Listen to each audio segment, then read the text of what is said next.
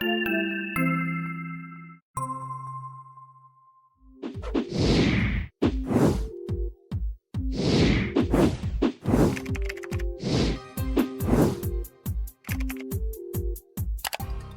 we're going to provide an update as best we can on the COVID-19 situation. We haven't recorded in a couple of weeks because 2 weeks, right? we all of the changes here. People who have been listening to us for a while, watching our podcast for a while, you know that we live in Central Florida. Right. And so the last couple of weeks have really, especially the last week, has really seen some pretty significant changes around here. And in fact, some things that I never thought that I would see happen, right. Including the closure. Like, we live within about an hour's drive of Disney, Universal, SeaWorld, Busch Gardens, all these big theme parks. I would have never imagined a time when they would all close, and not just close for a day, but they're going to be closed for a couple of weeks. That's right. Central Florida, this whole area around Orlando, Disney, is one of the great tourist attractions in the world, right? We would say. The Orlando airport is one of the busiest airports in the world because of all the visitors, and that has essentially been shut down. Those parks are all closed. I never thought I would ever see Disney closed for any reason. Right. It goes through hurricanes and all other kind of disasters. Yeah, for hurricanes, it might close for an afternoon or a day or two or something like that, but they announced that they're going to be closed for a couple of weeks. Right. And so we're not as bad off as many of our fellow citizens. People in larger cities, Washington, New York, San Francisco, Seattle, Chicago, they're much more restrictive measures, should we say, than we have here. We don't rely on mass transit. That's one of the things that in the large cities they have to be careful of in these days of social distancing. But we're beginning to feel it, and I think in the next couple of weeks we're going to feel additional pressures to limit contact with each other. Right. Well, so while those huge sort of social, societal changes are happening, other much more closer to home changes are happening as well. In many places around the country, schools are closed. Yep. Our schools were closed. As you know, I'm working in the school system this year. During the day, and we were closed for the last week. Now, luckily, we're on spring break this coming week, but we were closed for the entirety of last week. No one was allowed to be at the schools, except for a few essential personnel. And I know that it's like that in many other places around the country. And a lot of places are now shifting to, or planning to shift to, virtual school for the remainder of the school year. Right, beginning to use that technology, online technology, but we have no choice. 2 levels of education. There's, of course, kindergarten through 12 education, and then there are all the colleges and universities and training programs around the country, all of which have been shut down. Again, a bizarre turn of events. The other thing is very movie-like. Right. Yes, it is. The other thing we've been talking about here, as we've already mentioned, we live in Central Florida, which is hurricane. We will be approaching hurricane season in June. So we go through hurricane season for about 6 months each year. But those are regional catastrophes, regional adventures. When a hurricane hits, it might affect parts of the southeast. We have hurricanes here up north. They have blizzards. And but they're regional, earthquakes and hurricanes and tornadoes. But those are regional disasters. This is the first national disaster. And so it has many different dimensions than we're typically used to seeing. So, but one of the things that we have been talking about is that how do we make sense of all this? Because with this pandemic, it has obviously changed and affected everybody. Everybody around the world now is being affected by it. Stores some are more closed, so than others. Limited transportation in most areas. And you see this silent thing. You can see a hurricane, you can see a tornado. This you can't see, and it makes it even more difficult to manage. And it creates a level of stress that most of us have never been exposed to before. Most of us don't. My grandparents told me about the pandemic, the pandemic of Spanish flu at the turn of the 20th century. But we've had SARS and a couple of other Ebola, a couple of other scares, but nothing Nothing to compare to this. Well, which is what makes this so bizarre almost, because we have gone through SARS and swine flu and avian flu and Ebola and all these others, and they were met with a lot of fear and a lot of reports that we need to be careful and we need to limit this, but nothing was done at this level. No, we had healthcare workers who were exposed to those diseases. A person here or there might get into the country who had it, but nothing. This is that's why they call it a pandemic. Right. It affects everybody. Right. Okay? And so this has brought new kinds of restrictions, limitations, and alterations in the way all of us are living right now. Right. Okay. And those sorts of massive universal changes inevitably create stress and other emotional challenges for virtually everybody. Right. In one way or another, everybody's being touched by this thing. And everything is changing on almost a daily basis. So be mindful that there's going to continue to be changes. We heard yesterday that there may be this I don't even know what to refer to it except for like a deployment of National Guard into our area, because they've started to implement curfews around in some of our neighboring counties. And so if you live in an area where they've put into place different curfews and those kinds of expectations, they may bring in the National Guard or some additional policing force to help with dealing with some of those issues. Right. Hopefully the anguish and the stress that we're experiencing won't spill over and become so problematic that we have to call up the National Guard and other military units to keep order. You can imagine how that could, you saw we've all experienced the run on products, paper products. And not sure, I still don't understand the toilet paper thing. What the connection is, I don't know, but somebody must have mentioned that somewhere along the way. Better get this and better get that.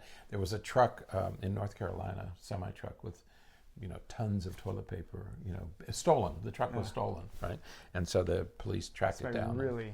Yeah. So hopefully, public, the whole Commonwealth won't fall apart. We won't need those kind of extra measures. But you can understand how these panics set in.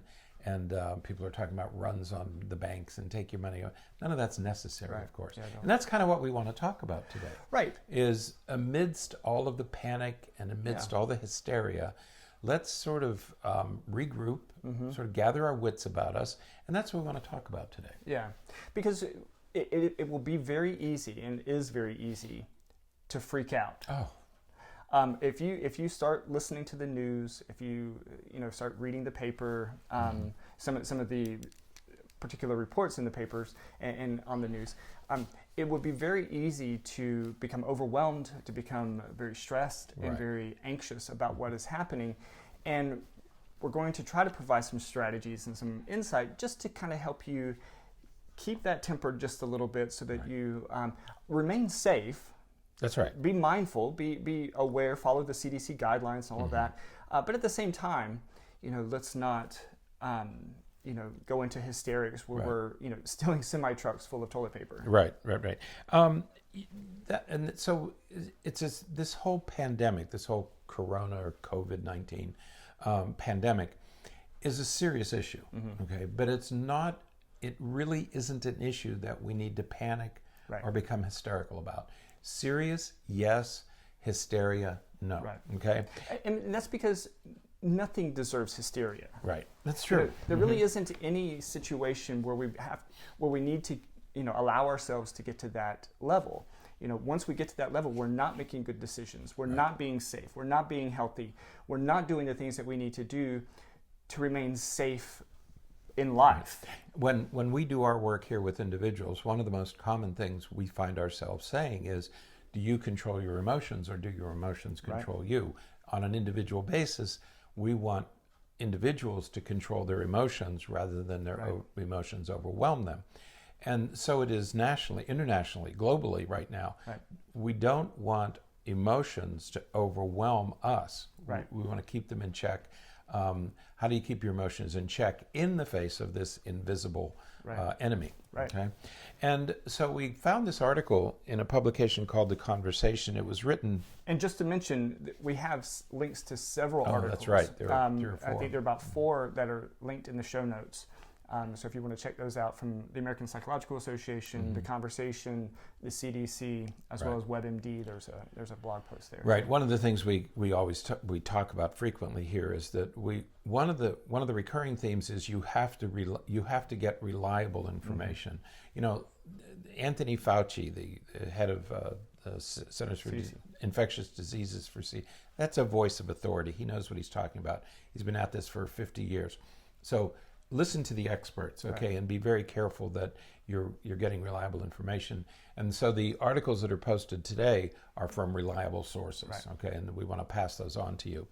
The first one is from The Conversation. It was written by a microbiologist from Spain who's been working on this. Unfortunately, Spain now has the second highest rates of corona, right, after Italy. And he talks about, we have a pandemic of fear, and I think that's exactly right. Is that sort of things have gotten ahead of us, okay? But it's also, while it's frightening, alarming, there's no need to panic, and that's what the experts are telling us. There's no need to panic, and he lists 10 reasons, and I think it's a good antidote to all the hysteria that you see on the media. Remember, the media is going to keep you. They want to keep you glued and engaged to their programs. And so it's going to be a little sensationalistic, okay? Right. But you have to move away from that and get to what's really going on. What should I really rely on? And the first thing is we know what this is. Right. We know what the coronavirus is. You don't remember when the AIDS virus first hit. Sort of, yeah. It was the 80s, yeah. The disease hit. We knew there was a disease. We didn't know what caused it, okay? And so it was more than 2 years before we identified that the the Haemophilus influenza virus, is what caused the disease that we call AIDS. And so it was 2 years before we knew that. In this case, it's been a couple of weeks. It's been like 10 days that we had already identified what this thing was. Okay, so number one, we know what it is. Number two, we know how to detect it. Right. Okay, we have a test. We test for it. That's right. We have a test. We don't have a lot of the tests. We don't have enough tests, but we can we test know how for to do it. And now a company, I forget where they're located, I think in Washington, has developed a rapid turnaround test, like in a day or so, or a few hours, we can have the results back. Okay. Third, the situation is improving in China. Where this began, the situation is already getting better there. There are fewer cases, fewer deaths. So we seem to... it's slowing down. There's a way of slowing it down. And that's what happens with these viruses, is you eventually develop immunities. The bubonic plague in Europe ended because people finally developed an immunity, but it took them a long time to figure out. It took years. In those days, it took them a long time. Right. We're still trying to decide what was it, the rat or the flea on the rat that was causing it. Number four, 80% of cases are mild. Okay. Most people who get this, that's part of the problem. We have what are called silent spreaders. People who are sick and don't really know it because their symptoms are so mild. Okay? As we're sitting this close together. Well, to one another. It's all right. We take our chances. Number five, people recover. There are 13 times more cures than deaths. Okay? People are dying from this disease, but we understand why, and we know what to do about it. Okay. Number six, symptoms appear mild in children. Again, the good news is mild. The bad news is they're mild because kids can be carrying the disease and we won't know it. That's why we had to shut down schools. I heard an announcement yesterday that Mexico's schools were open as of last Friday. They may close them next week. And that's a problem because kids are going to have this virus and you're not going to know it because their symptoms are so mild. But fortunately, kids are not struggling with this disease. Okay? The virus can be wiped clean. You can use alcohol, bleach. You've heard of the 60% alcohol rule. That you got to make sure that it's at least 60% peroxide, alcohol, and bleach. any of those can be used to kill this virus. Which is why you can't find any of it in the store. Which is why it's all gone from the shelves. I was at a grocery store yesterday, and I was in Poland in the 80s, and that's what stores looked like when Poland was under communist Soviet rule. There were very few products available, and you'd walk into stores and there would be empty shelves. Every place you look was empty shelves, and it reminded me of Poland in the 80s. Number 8, science is on it globally. Right. In just 1 month, in the first month, there were 164 articles that you could access on this disorder, and scientists around the world are working on treatments and cures. Right. Number 9, there are already vaccine prototypes. Yep. You're going to be hearing more about those. But remember, you got to be careful what you inject. That takes time. Do you want to volunteer for one of those? Most people don't want to volunteer until we know it's safe. Yeah. That's why we have an FDA, and they're being very cautious. They want to speed up the process, but they want to keep people safe. Right. And we're not just we don't have the ability just to test these on people. And number 10 is the same. Right. And number 10, antiviral trials are underway. Right. Clinical trials. It takes a little bit of time. Right. Clinical trials are underway, but it's going to probably be a year. Yeah. I would say most people think it's going to be about a year. These things just don't happen quickly. Right now, it takes almost 2 to 3 years to get new drugs approved. Right. So when we say fast track, we might go from 2 or 3 years to 1 year, or 9 or 10 or 12 months. But that doesn't mean that it's going to be at this level of stress and impact for the year. Right. As we said before, it's already slowing down in China and some of the other places where it started, and so we will get a handle on it. Right. It's just a matter of getting through this initial phase of how are we going to manage it. That's right. And what we have to remember is that when we talk about that 1918 flu, that caused more than 25 million deaths in 25 weeks. Okay, so there's like 1 million people a week dying. This virus is nothing. There's nothing comparable at this one, and we have technology and rapid communication today. We have a technology that didn't exist then, both medical and social. Exactly. Okay, and so this is probably not that kind of virus. So though it's serious, there really is no need to panic. Okay, right. And there's hope. Right, that's right. There's hope on the horizon. I mean, it's going to be a couple of difficult weeks. The problem is, we're going to suffer in many other ways. We're probably not going to suffer medically as much as we're going to suffer financially and emotionally and economically, educationally. I mean, this is really going to disrupt everybody's life. Right. But you're probably physically safe. Most of us are going to survive. Especially if you're practicing the CDC guidelines of social distancing and cleaning and everything. And if you have a pre-existing condition, you know all that stuff. But so there's reason for optimism and there's reason not to panic. Right. Okay. Absolutely. However, we're in for tough times. Right. Okay. We are already in for tough times. Yeah. And as I look at all these articles and all the information coming out, we can think in terms of 3 broad areas. What's being disrupted? Because we want to talk about the mental health aspects of this. Okay, how do we manage it? Number 1, the disruptions that are occurring and what those do to us. The feelings that we have, and the differential effects that this is going to have on different groups of people. Right. Okay. And as we kind of already alluded, everything is being disrupted right now. Absolutely. And during this initial stage, everything is being disrupted. Stores are closed. If they're open, they're limiting their hours. There's been changes to even delivery methods and delivery times for certain goods, and just the availability of goods. A lot of doctors' offices are closing unless there are emergencies or significant medical cases that need to be. Dentists are all closing. So there are these massive disruptions that are happening. We already talked about schools and sporting events and theme parks, and all this stuff is unavailable right now. Right. So there's disruptions. You have to get through that, but there are disruptions now. In the first, there's so many things we could talk about here. We talk about the supply chain, that the goods are going to move about.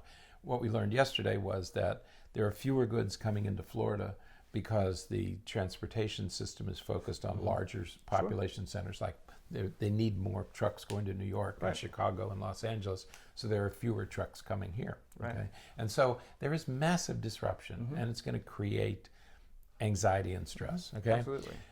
What's happening at a psychological level is 4 things. Number 1, our routines have been disrupted. Right. When you interrupt somebody's routine, it throws you off. Okay. We were talking about this yesterday because we're recording this podcast on Sunday. Right. Sunday, March 22nd, which is we're going to try to get it out the same day. But we've been talking about doing this podcast for about 3 or 4 days, right? Or recording this podcast for 3 or 4 days. But we haven't because our routine is so out of sync that it's really difficult to get the energy and motivation to get in and do the things that you routinely do. And how many times have we talked about, I'm kind of tired, I just don't feel like doing anything. It's because your routine is all off, okay? You're actually doing less right. than you usually would, even though but you feel tired. Right, but you're tired. Number 2, predictability. Right. You can't predict what's going to happen from day to day. When I woke up this morning, the first thing I did was I opened the news to make sure that I was allowed to travel this morning, that there wasn't a curfew imposed that would limit my transportation. Yesterday, the rumor that popped up was the National Guard's here, that they're staging exercise. Not true, okay? Right. But you're checking all the time. And when you take the predictability out of your life, like, oh, okay, I can do this, and then I'll do this, and then I'll go to the grocery store, and then I'll get my hair cut. That's all gone, okay? Right. That creates stress. 3, you can't do your normal activities. Right. You can't go to the gym. Can you get your hair cut? I don't know. I was thinking about that because I need to get a haircut, and I was thinking, I don't even know if I can go do that. Am I allowed to get a haircut? So all those normal activities are gone. So we're a third. We have one. The first quarter of this year is almost over, and so you establish your New Year's resolutions and all your routine. So you get all these routines in place, and now all of a sudden can't go to the gym. Gym's closed. Okay, so it took you 3 months to get to this routine, and now you can't do it. You can't visit people. People are talking about elderly relatives in nursing homes, and you want to go take care of your parents or relatives who are confined to nursing homes. You're not allowed in. You're not allowed in hospitals. So even visiting your neighbors and going, just to walk around the malls. The malls are closed. Yeah. Talk about Disney being closed, right? And, people who like to shop. There are lots of people who during the day, they'll go out to shop. They go to the marketplaces. That's all gone. So all of your normal activities are disrupted. And now there's a financial strain. Right. Now we're beginning to feel the financial effects of this thing. People are worried who aren't working, who don't have an income. And so now there's a financial strain. So all of the things that we know of as psychologists that can create stress and anxiety, all 4 of those things are happening right now. Exactly. And what those types of disruptions do is they create feelings, they create emotions, and trigger thoughts and ideas and worries and anxieties. And so there are a lot of different feelings that you're going to start experiencing if you haven't already. Right. And they are going to fluctuate throughout the day. Remember, moods are sort of those more stable overall temperaments that we have for periods of time, whereas emotions are spikes, if you will, in the way that we feel throughout the day. And so you may go from feeling pretty good to feeling very lousy in a relatively short amount of time, but that's the way that you're emotionally reacting to things that are going on. And these disruptions are going to affect that. That's right. And so we have a whole list of feelings here that you're likely to experience. Yeah. One is you're going to feel vulnerable. Yeah. Here's this thing coming. It's like the Passover feast. This cloud is going to come and kill people. Well, but think about how you feel when say you do risk and venture out to the grocery store, and you hear somebody in the next aisle cough. Yeah. Or you reach for the cart. Yeah. What's on that cart? Or even if you don't think about that, but as you're walking in, there's a guy standing there at the front wiping off the handles of the cart. So that immediately puts you into that state of, oh my gosh. I had to go to the grocery store yesterday. Right? I walked in and I'm looking for the wipes. Remember there were wipes out there? No more wipes in the grocery store. So, and you reach for a cart and you wonder, is this it? Yeah. Second, you feel impotent. Right. Okay, I can't do anything about it. I can't do anything about this. Powerless. Anger and irritability. Absolutely. That's starting to happen. Yeah. One writer said it took 2 days for him and his wife to start arguing with each other because they're not quarantined, they're socially isolated, social distancing. And he said it took 2 days for us to start harping at each other. Anxiety, feeling anxious, yes. Sadness, uncertainty, feeling overwhelmed, and boredom. Right. These are all the things that we deal with on a daily basis. These are all the feelings that we deal with in any psychological mental health practice. And the challenge is that the things that you typically do to overcome those, the exercising, the going out, the spending time with friends, the healthy stress management strategies that we use to deal with these things, we're just not allowed to do right now. All the things that we recommend, you can't do. Right. Everything that we recommend, almost everything that we recommend, you can't do in these circumstances. The other factor, so we have, first of all, disruption. Second is the feeling that the disruptions produce. And then third, there's a differential effect. Right. The other thing that I'm noticing, my sister is single and lives in Washington, D.C. She has a completely different challenge than I do. I can go home to people, okay? She's single. And so she and her single friends are having to come up with a way of dealing with all this that I don't have to worry about. So there's some interesting new apps that are coming out for house parties via an app. Right. We drove down our street. Somebody was having, it looked like a kid's birthday party, but they were in the front yard of the house, and there were about 8 or 9 lawn chairs, but the people were spaced out. They were talking very loudly to each other. Right. There was this huge circle of lawn chairs because they wanted to keep their distance from each other. So they were still kind of getting together. I think the gathering was smaller than 10, but that you could tell that they were distancing themselves from each other. The elderly, another very unique population. Well, because they're already susceptible, like other people with mental health conditions or other people with physical health conditions. It makes them especially susceptible to getting sick. And you can imagine, my sister, who is single but working and young, but if you're elderly, if you're a shut-in, Meals on Wheels, those sorts of programs that people, the elderly who are isolated and don't have family members, that's a whole other group of people who are going to have special challenges. The physically ill, who know they're at high risk, or who need services and don't know where to get them. The mentally ill, people who are already tend to be anxious and depressed and dysphoric, they're at increased risk. Parents of children who aren't in school anymore, I can't imagine the challenges that they're facing. Absolutely. Imagine being one of the few where your job is that you need to be there because they're relying, but yet at the same time your kids are home and there is no place else to send them. That's right. And how do you get childcare? Who's going to come into your house and who's going to take care of your kids? Or if you're working from home and you have 3 or 4 kids in the house, how do you do your job with the kids? So all these are unique challenges that we've never had to face before. Employers. I know some people who own businesses, and they're saying, a guy who owns some restaurants who said, I have to pay my employees. I cannot, I feel this moral responsibility, but his restaurant closes, but he feels the obligation to take care of those employees. Absolutely. That's a lot of stress. And then the employees who get furloughed. My son their whole company has shut down because they have to be out interacting with people. So what about those people? So they have this financial strain. College students, their education has been disrupted. They've had to leave their camp. Most have had to leave campus and return home, which may or may not be a pleasant experience. Maybe they don't get along with their parents. Maybe their parents consider that. Maybe the bedroom's been turned into a study. Maybe they don't have a place to go.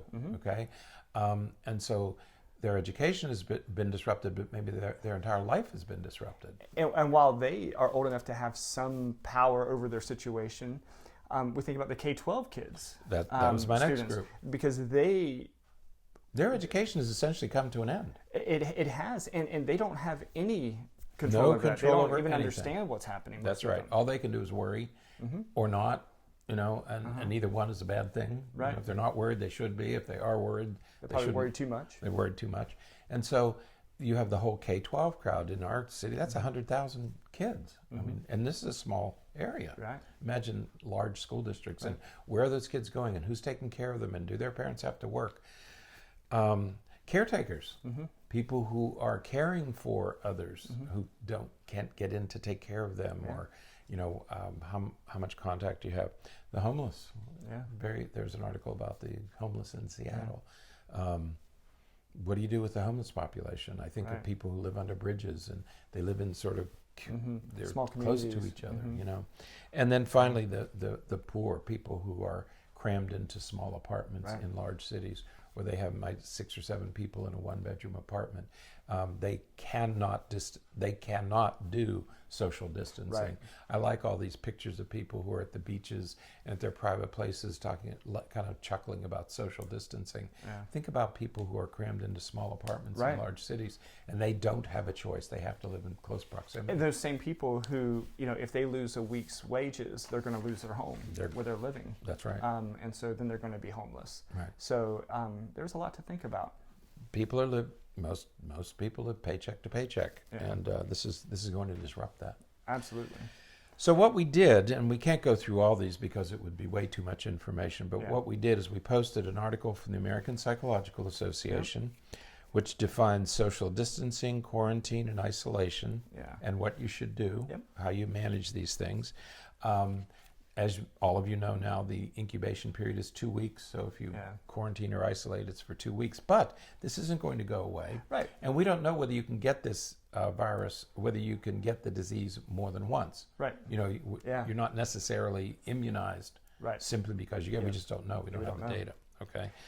So there's an interesting article here about how to survive emotionally when you have social distancing. Yeah, that's in the from the American Psychological Association. Right. And there's a second one on managing managing anxiety and stress.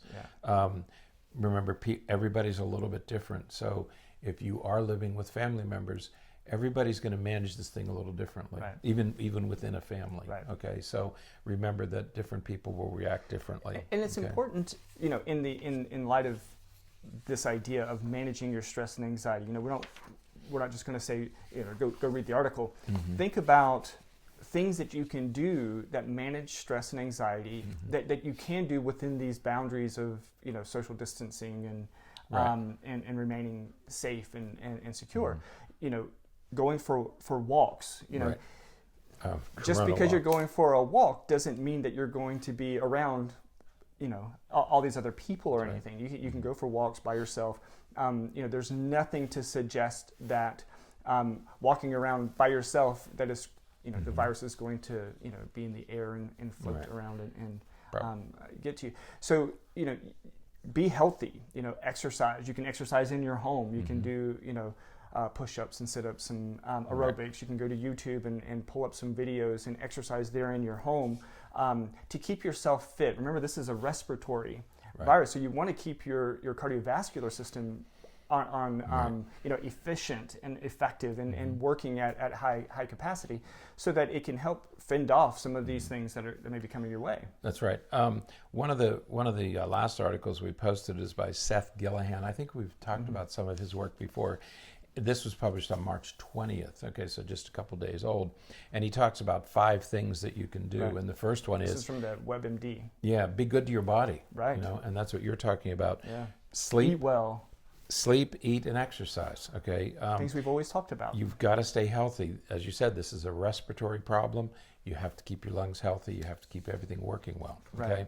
Second, get on a schedule. Right. Cannot stress the importance of staying on a schedule. Right. One of the first things we do with children who have ADHD or any other kind of problems is we try to get them on a better schedule, a routine schedule. You need a certain amount of sunlight every day. Right. Remember, our bodies work in a circadian rhythm. Right. Okay, there's a day-night cycle, and you cannot. Don't stay locked up. You can't disrupt that. Okay, you have to stay on some kind of a rhythmic cycle, day in, day out. Eat frequently, 3 or 4 or 5 times a day, small meals to keep your metabolism going. Stay active, aerobic and non-aerobic exercises. Keep your strength up. Take a bath, take a shower every day. Stay clean, okay? Right. Stay healthy. Do whatever you can to take care of, but follow a schedule. Keep a schedule as much as you can. Keep a schedule. Just because you're not going to work doesn't mean you stay up all night. Right. Just because you're not going to school doesn't mean that you can sleep all morning. That's right. You need to still have a bedtime, still have a wake up time, and eat at about the same time. Do about the same thing as often as you can, so that you just stay in that routine. So you want to be good to your body, and you want to be good to your mind. Being good to your mind is you got to stop catastrophizing. Right. You got to stop.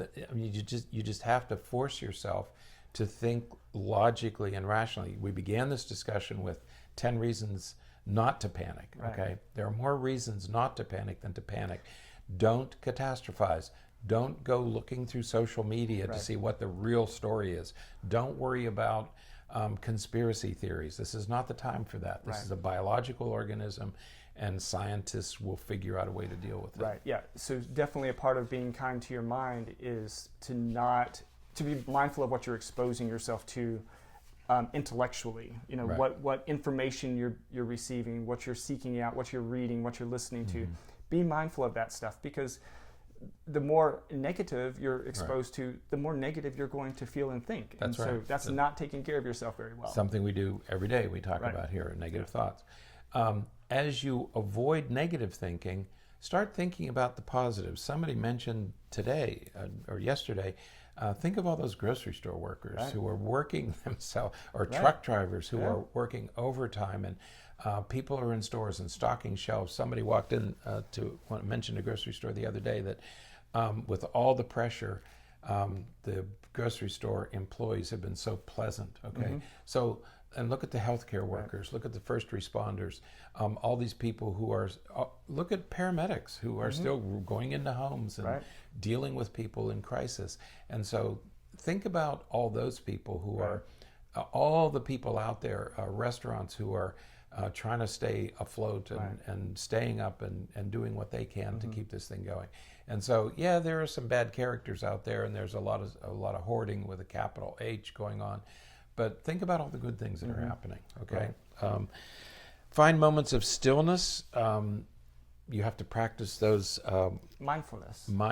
You have to practice getting still, not panicking, not letting your mind run away. Okay, do those deep breathing exercises that we always talk about. Yeah, absolutely. Unplug from your devices every once in a while. Take a little bit of a fast every day. Turn the news off. Sometimes it takes about an hour or 2 hours of non-stimulating environment. Just get quiet somewhere. Turn the TV off, turn the devices off, turn your phone over, and just relax. Take a few times every day, put it in your schedule that you're going to relax. You don't have to meditate, you don't have to be a tree hugger, but you got to take time to quiet your brain, because it'll keep going and it'll keep predicting bad things. Okay, it's the way we're built. So make sure you make time for quiet. Absolutely. And then stay close to the people you care about. Right. Okay. Either virtually, online, or in person, but stay close to people you care about and who you know care about you. Keep those positive feelings. Right.